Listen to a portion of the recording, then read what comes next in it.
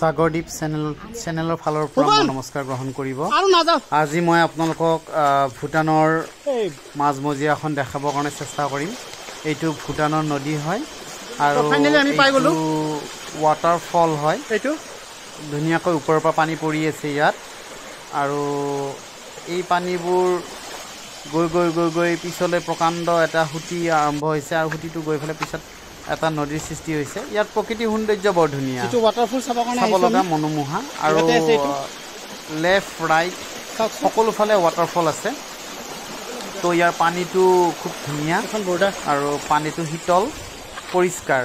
তো ছাইডৰ ফালে চালোঁ, ছাইডতো এটা ধুনীয়াকৈ পানীৰে ৱাটাৰফল এটা আছে, আৰু ধুনীয়াকৈ পানীটো ওপৰৰ পৰা পৰি আছে। বগা বৰ ধুনীয়া ফটফটীয়া পানী, আৰু চাই একদম দেহা মন জোৰ পৰি যায়। তো আপোনালোকেও চাব আহিব পাৰিব, খুব সুন্দৰ পৰিৱেশ।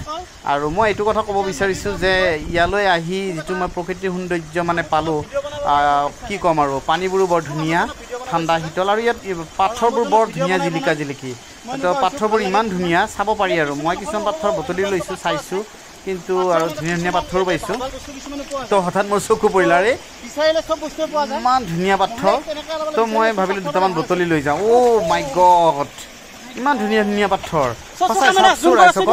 সঁচা বৰ ধুনীয়া ধুনীয়া পাথৰবোৰ ইমান ধুনীয়া। মই ভাবিলোঁ কেইটামান বুটলি লৈ যাওঁ। তো বুটলিবৰ কাৰণে আৰম্ভ কৰিলোঁ। এনেকৈ 1, 2, 3, 4, 5, 6, 7, 8 এনেকৈ বুটলি অকণমান থুপুৰাই লৈছোঁ। তাৰপিছত আকৌ চালোঁ, মন ভৰা নাই, পাথৰবোৰ বুটলিয়ে থাকিব মন গৈছে। সঁচাই বৰ মনোমোহা পাথৰবোৰ, আৰু বৰ ধুনীয়া চাইনিং কৰি আছে। আপোনালোকে চাব পাৰে, মই দেখুৱাম আপোনালোকক। চাওকচোন, এইবোৰ পাথৰ বৰ ধুনীয়া আৰু খুব জিলিকি আছে পাথৰবোৰ। মোৰ ভাল লাগিছে। যি নহওক বাৰু, আহিছোঁতো ডাঙৰ কথা নহয়, কিন্তু আহি যে সৰু সৰু পাথৰবোৰ পাইছোঁ, ভাল লাগিছে। ইমানো বুটলি নিব নোৱাৰি বাৰু, ক'তনো কিনিম, 2-এটা পালে এনেকৈ বুটলি লৈ যাম। আৰু তো মই যি পাইছোঁ ইয়াতে সকলোবোৰ কি কৰিছোঁ, মই ভৰাই লৈছোঁ, আৰু আগবাঢ়িছোঁ, আগলৈ গৈছোঁ, প্ৰকৃতিৰ বস্তুবোৰ দেখুৱাইছোঁ, পাহাৰ। আৰু এই ঠাইটুকুৰাত মই জনামতে কি কৈছে যে মানে হাতী আহে, আৰু ছাইডৰ জংঘলখনত বাঘো আছে বুলি শুনিছোঁ। আমি হ'লে দেখা নাই, কিন্তু স্পষ্টীকৰণ যে এইটোৱে ভাল লাগিছে না মোৰ লগৰ ল'ৰা, আমাৰ ছেম অৱস্থা, ছেম। তো স্পষ্টীকৰণ এইটোৱে যে ওপৰৰ ঝৰ্ণাবোৰ দেখুৱাইছে বাৰু, আৰু ঝৰ্ণা ইয়াত ধুনীয়াকৈ আছে। ৱাটাৰফলবোৰ দেখুৱাইছোঁ, চাওকচোন ইমান ধুনীয়া ৱাটাৰফল ইয়াত আছে। আৰু আপোনালোকেও চাব পাৰিব আহিলে কেতিয়াবা, ইয়াতে মই যেনেকৈ আহিছোঁ, আৰু চাব পাৰিব খুব ধুনীয়া প্ৰকৃতিৰ এটা সৌন্দৰ্য মানে ইয়াত ভূটানত লুকাই আছে। আৰু মই কৈছোঁ পৰ্যটক আহক, আৰু ইয়ালৈ আহি চাওক, আপোনালোকে উপভোগ কৰক ভূটানৰ মনোমোহা দৃশ্যবোৰ। ইয়াৰ পানীবোৰ সঁচাই বৰ ধুনীয়া, ঠাণ্ডা আৰু শীতল। ইয়াৰ জলবায়ু খুব ধুনীয়া, আৰু খুব ধুনীয়া এটা সৌন্দৰ্যময় পৰিৱেশ। আমি আহিতো খুব ভালেই পালোঁ, আৰু বহুত দূৰলৈকে নগ'লো, কাৰণ বহুত ভাগৰ লাগিছে। আমি উভতি আহিবও লাগিব, যিহেতু 2.5 ঘণ্টা 1.5-2 ঘণ্টা আমি খোজকাঢ়ি গৈছোঁ। আকৌ বেগ হৈ আহিব লাগিব আমাৰ যিখিনি ঠাইৰ পৰা মানে গৈছোঁ। ৰাইজসকল আপোনালোকক দেখুৱাব বিচাৰিছোঁ, ইয়াত বহুত কিবা কিবি বস্তু পাইছোঁ, সৰু সুৰা বস্তু আমি বুটলি লৈছোঁ, অকণমান 2-এটা। প্ৰকৃতিৰ সৌন্দৰ্য উপভোগ কৰিছোঁ, আপোনালোকে উপভোগ কৰক। আৰু বাইদেৱে ইয়াত আপোনালোকে আহি এবাৰ প্ৰকৃতিৰ যিখিনি মনোমোহা দৃশ্য আপোনালোকে উপভোগ কৰক।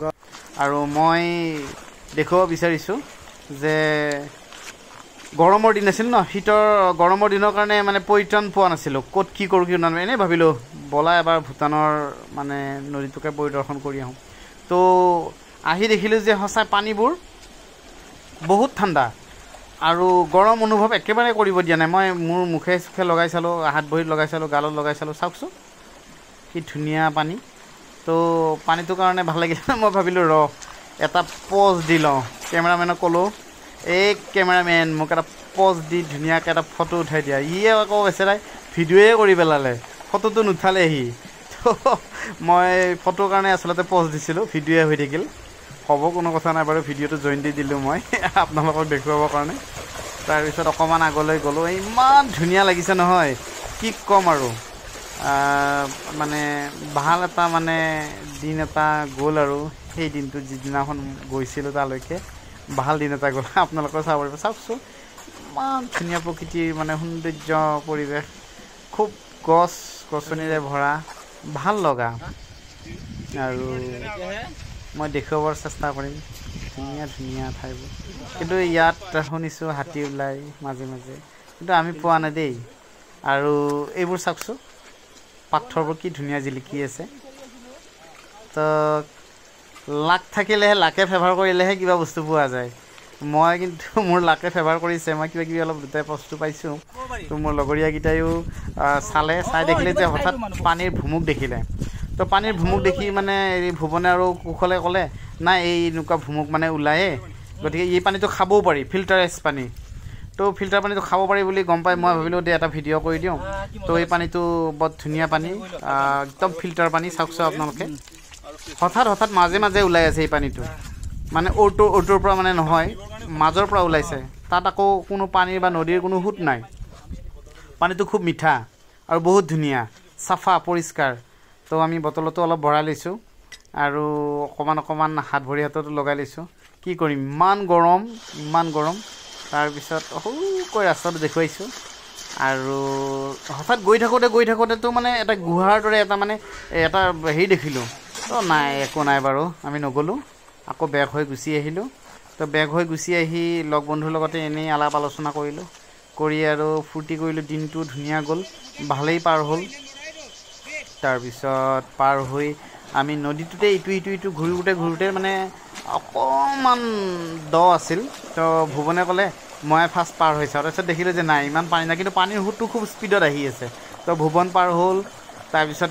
কুশলো পিছে পাৰ হ'ল পাৰ হোৱাৰ পিছত এইবাৰ ৰাণাৰ পাল্লা তো ৰাণাও পাৰ হ'ল তাৰপিছত ময়ো পাৰ হ'লোঁ পাৰ হৈ দেখিলোঁ যে বা কি আচৰিত মানে এটা বস্তু দেখিবলৈ পালোঁ যে মানে ইয়াৰ সঁচাই প্ৰকৃতিৰ যিটো সৌন্দৰ্য ইমান ধুনীয়াকৈ মানে তাত মানে আছে কি ক'ম তো এনেকৈ থাকোঁতে হঠাৎ কুশলে মানে কি পালে এটা শিল পালে পাথৰ পাইছে তো আপোনালোকে চাওকচোন শিলটো চাৰিওফালে ধুনীয়াকৈ কিবা কিবি মানে লিখা দৰে এনেকৈ আছে আৰু পিছফালখন জোঙা আগফালখন ডাঙৰ হৈ গৈ আছে এইটো পাথৰ দেখিছেনে কি ধুনীয়া সুন্দৰ তো ই মানে পালে ইও ৰাখি থ'লে এইটো বস্তু মই পোৱাকেইটা মই ৰাখি থ'লোঁ লগৰীয়াক বাৰু পিছত ভগাই দিলোঁ তাৰপিছত আমি দেখিলোঁ এইবোৰ হাতীৰ মানে চিন আছে হাতীৰ দাঁত চাগে কিবা কিবি কৰিছিল আৰু তো এনেকৈ আমি দিনটো পাৰ কৰি ঘূৰি আহিলোঁ